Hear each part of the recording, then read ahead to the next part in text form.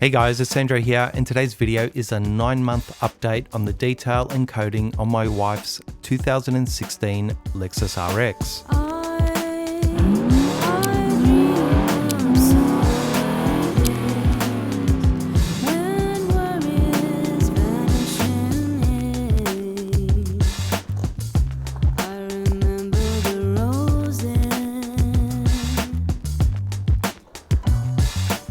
Now, some of you may have seen the 5-part series I produced on this car earlier this year, but the actual detailing work was done over November and December last year, which puts it at about 9 months now.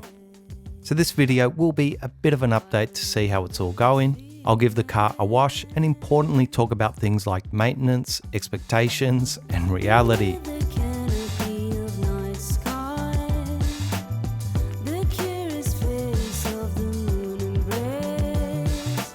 So overall, although the car is quite dirty right now and screaming out for a maintenance wash and interior clean, I think it still looks great. It's been a pleasure to clean since the detail, and even when it's dirty, it still kind of shines. So I'm really happy with the work I put into it, as for an almost 10-year-old vehicle, it still looks close to new. Now the reality part of this video is being upfront and honest about a few things, which is firstly maintenance and, more to the point, my lack or inadequacy in that area. I'd like to tell you that I've been on top of doing weekly or fortnightly washes and interior cleans, as I have for most of my life with all my vehicles, but that just hasn't been the case. Life has had other ideas in the past year. I'm not complaining or making excuses, but that's just the reality of the situation. So my maintenance cleans on this vehicle have been more like every 4 to 6 weeks, and for this high mileage car that does anywhere from 2.5 to 3,000 Ks each month on country roads and spends many days parked outside, it's really not an ideal situation, especially for maintaining or getting the most out of a coating. So that's where my expectations need to be checked and brought back to the reality of the situation. I'll also add here that I organised to have the Lexus long enough in order to film both the exterior wash and an interior clean, but as the trains were once again not running, my wife had to take the car into the city for work, so I didn't get to the interior part, which I apologise for. I'll talk more about ownership as it relates to driving and transportation in Australia towards the end of the video, for those of you who want to hear me vent a little frustration and concerns, but for now, let's get into this video.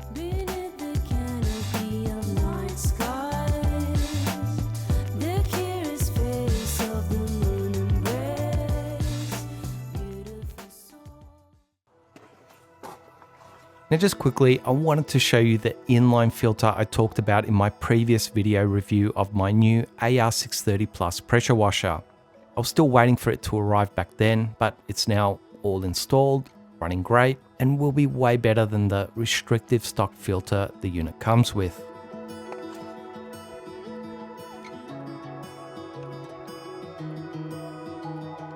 And secondly was the vibration meter that I've also just installed. So it'll count hours used automatically, turning on and off. And also has a service countdown meter reminder you can set to let you know when it's time to change the oil. So fast forward a little and now you can see that after I gave the car a wash, I've put 0.5 hours on the unit or half an hour of use, and even the service counter has now dropped from 40 hours to 39.5 hours remaining until my first oil change. So let's get into giving the Lexus a wash and discussing how the detail and coatings are holding up. Now I'll try and add the products that I'm using on screen and in the description box. This video is really more just of an update rather than an instructional video about what I'm using, how to go about it, or why.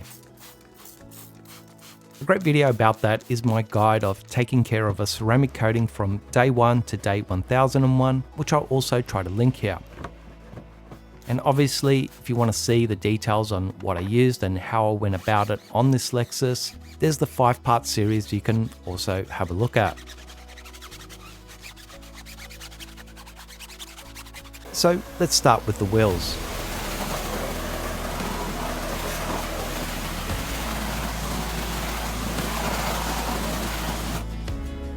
One thing I will say is that with each maintenance wash, no matter how dirty they get, since coating the wheels, they just come up great with ease every time. So on that front, they have been a pleasure to maintain, and I've sometimes just done touchless wheel cleaning in between more physical cleans like this one.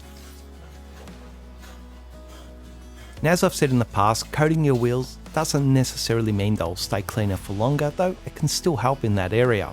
The main benefit is that they should be far easier to clean, not allowing the brake dust and road grime to bond to them as strongly. It should just pop and shine a little more. Now, as far as how the wheel coating is holding up, what you would have seen is that with all the wheel grime in place, there was almost no beading or sheeting happening. But after a decent clean, you can now hopefully see the great hydrophobic water behaviour largely restored.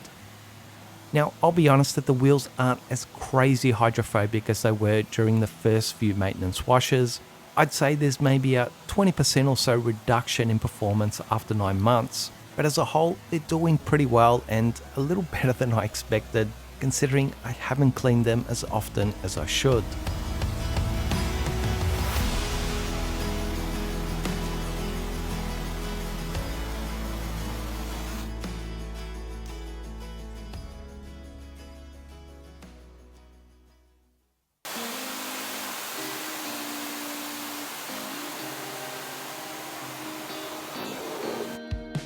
Now, the titanium coloured paint on this car does a great job at hiding the dirt, but make no mistake about it, the whole car has quite a decent layer of dirt and road film, so I decided to start with a pressure rinse before my snow foam application to help firstly lift some of that grime.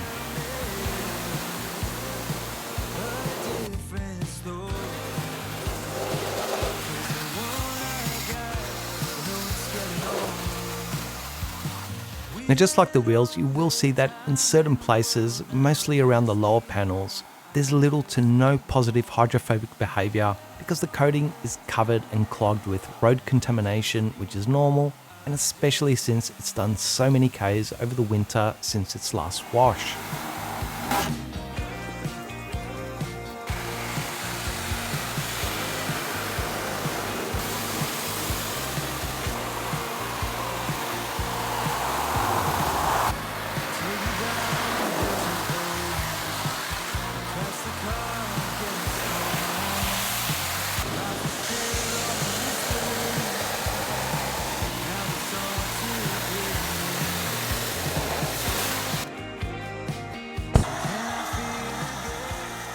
So after the pressure rinse, I applied my stronger alkaline leaning snow foam detergent and let it sit for a good 5 to 10 minutes.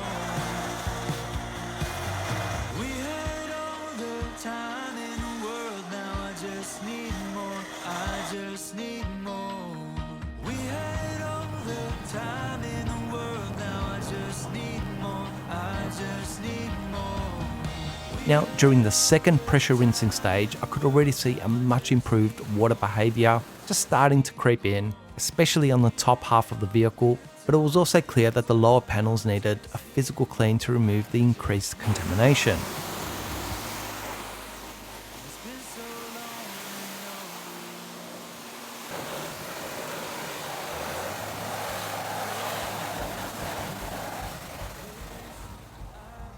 For the hand wash, I used a stronger acid-leaning detergent and went over each section twice before doing my third pressure rinse down.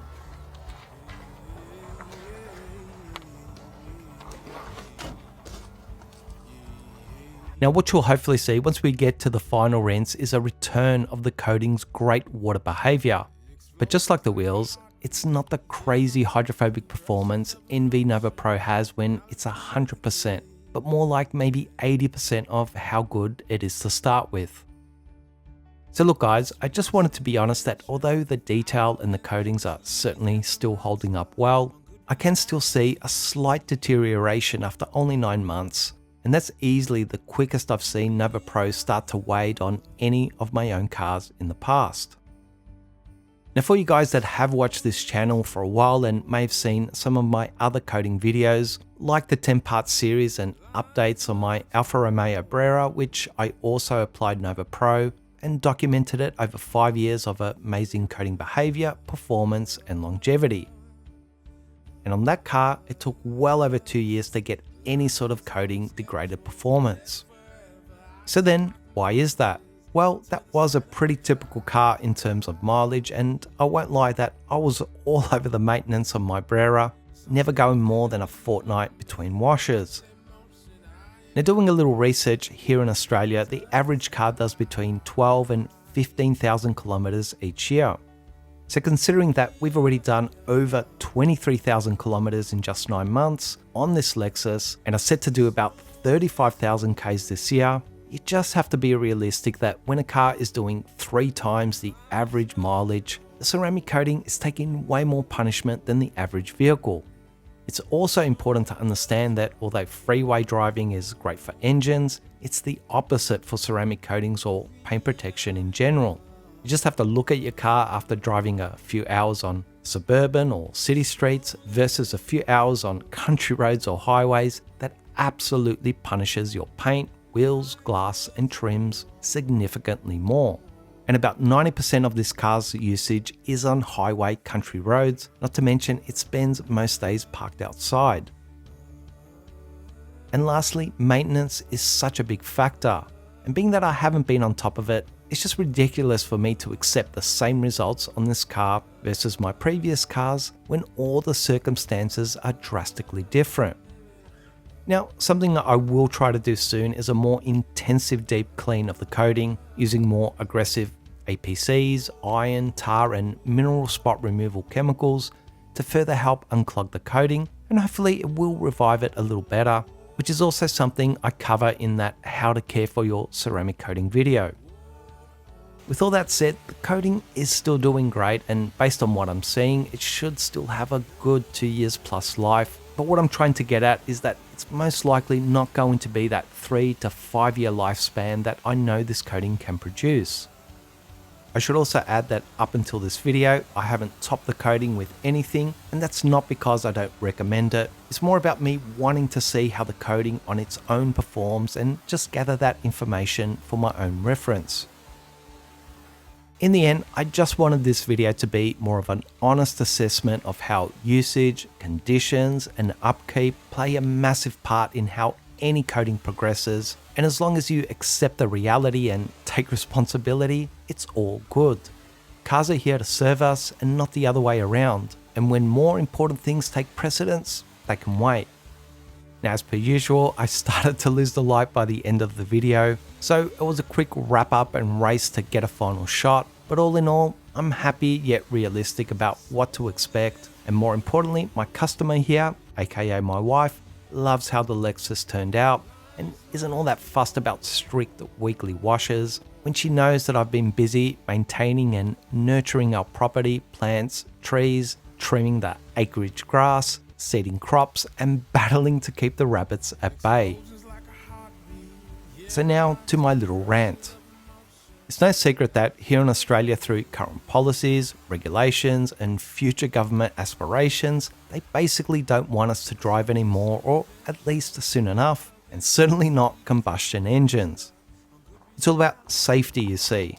The government just wants to protect you and save the environment by adding more speed cameras than cars on the road, enforcing devastating fines, hiking up car taxes, registration, and running costs to an almost unattainable price, so we just decide it's not worth the hassle of driving anymore. And we shouldn't at all be concerned about the new government AI spy cameras currently rolling out that'll see and record pretty much every move we make inside our cars.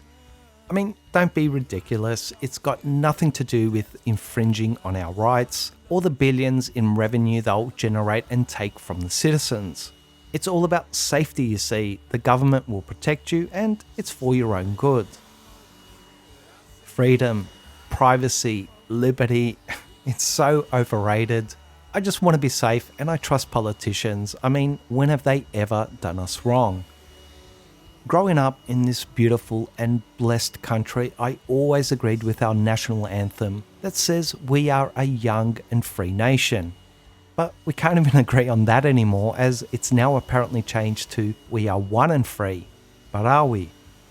In more recent years, as the powers that be seem to detest the country they live in and the people they represent, I'm not so sure we are still one or united in the same way. And I also question just how free we are or will be in the future if we keep on electing people who hate us, hate our country, and don't believe in God-given rights.